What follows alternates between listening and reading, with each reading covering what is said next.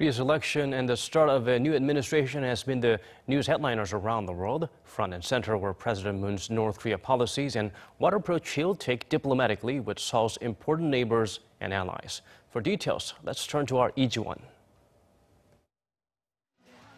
The eyes of the world were on Korea's presidential election, major news outlets reporting the lead up to the vote and were straight on top of the official results. CNN gave significant coverage to President Moon's win and the election itself, from the corruption scandal and impeachment that led to it to an analysis of Moon and his policies.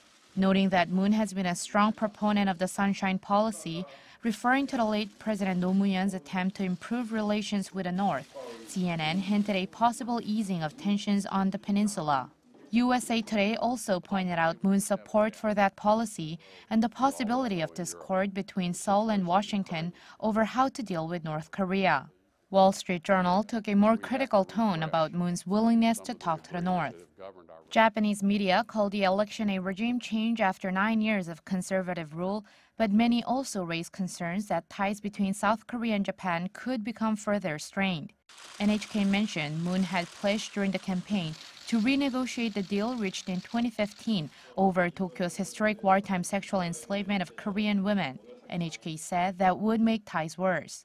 The Asahi Shimbun also pointed that Moon could bring up historical issues with Japan and that he could take a hardline stance on them to earn support from the South Korean media.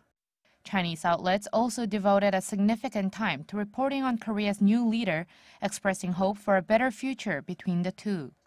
Moon's election was top news on CCTV Wednesday morning, followed by detailed analysis of Moon's policies on denuclearization of North Korea, which include dialogue.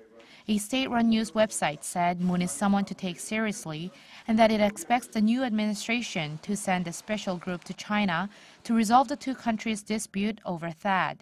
The BBC and France 24 focus on Moon's denuclearization policies and the possible changes he could bring to the Korean peninsula. Lee Ji-won, Arirang News.